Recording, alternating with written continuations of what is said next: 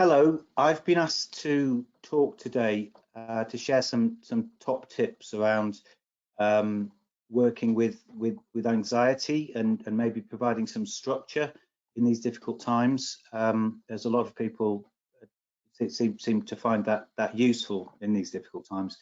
My name's Tom Evans, and I'm the PBS lead at Build, and we've been working with a lot of shared lives carers over the last couple of months um, over a phone line.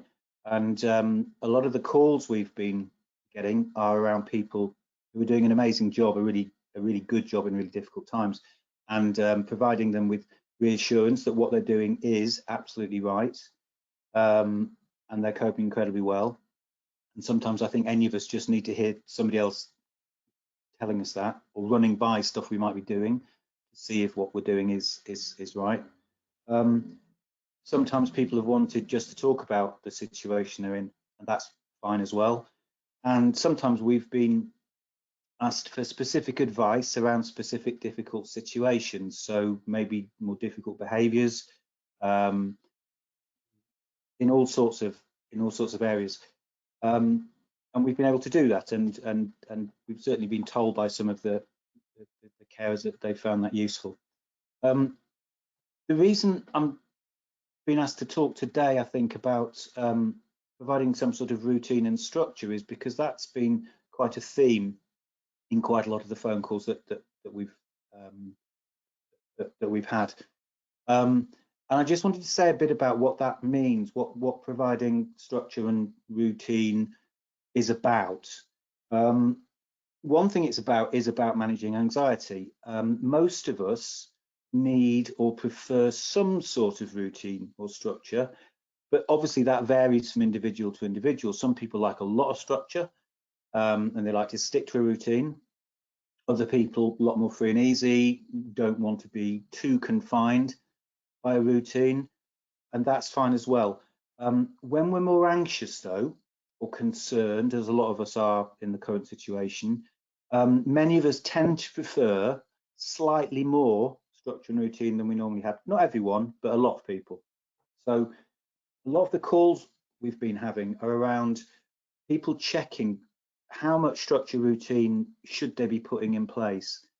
So generally speaking, it's a completely individual thing. It's a completely subjective thing. As I say, some people like rigid structure, some people like semi-rigid, some people like a much looser structure, but some sort of routine is generally a good idea for most people.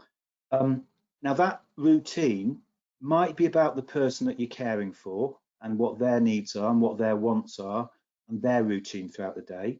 And that's obviously important, but also the routine and the needs of the carer are as important, I would say, as important.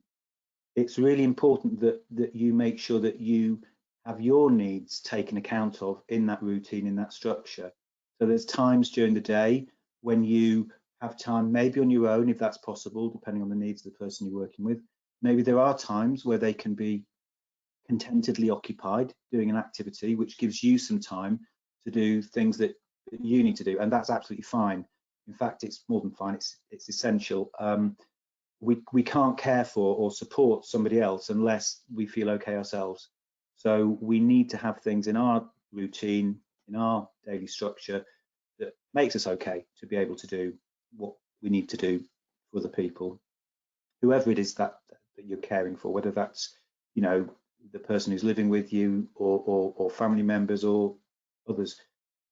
So having parts of the day that are your time to do whatever you need to do, whatever they may be, is important and should be put into the structure, should be put into the routine. And you might need to think during those times, making sure that the other person, the person who you're providing support for, that they have something that they can be doing on their own that doesn't need your support, so that while you're getting your time to do what you need to do, they're also doing something that they're content to do.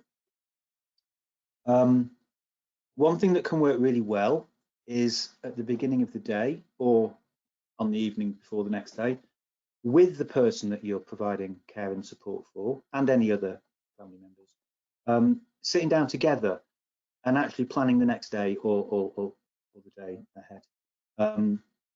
However works for you, and that, as I say, that can be quite rigid and structured, or it can be quite loose.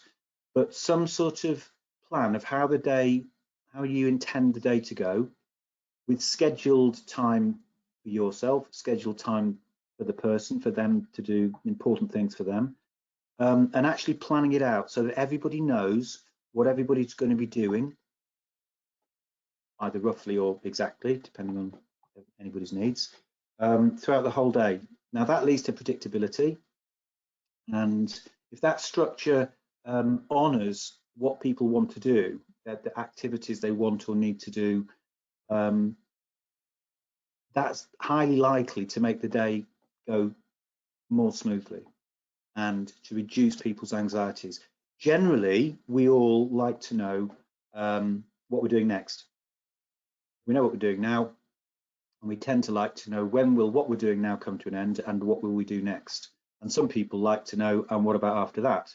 And some people want to know quite a few steps further after that. But most of us like to know when what we're doing is coming to an end and what we'll be doing next. So having a plan for the day that lets everybody know that can be really useful in reducing everyone's anxiety and helping everybody to feel safe, helping the whole thing to be fairly predictable, which is useful in times like this. It's useful to have things around us that are fairly predictable. Many of the people, lots of us, like schedules to be shown visually. I use a computer calendar. I use a written diary. We make lists. We sometimes make timetables for ourselves of what we're going to be doing and what we're going to be doing next. So doing something visual together can be something really useful. The point about having something visual is there's one tangible copy of it, one solid copy of it that everybody can then look at. So everybody is referring, if you like, to the same routine, the same schedule. You try and do these things verbally, say, oh, I'll see you later, I'm just going to be doing this. If you're anxious, it's easy to forget that, to forget the detail of that and what time it was and what the plan is. Whereas if it's something visual, that can be really useful for everybody to refer to.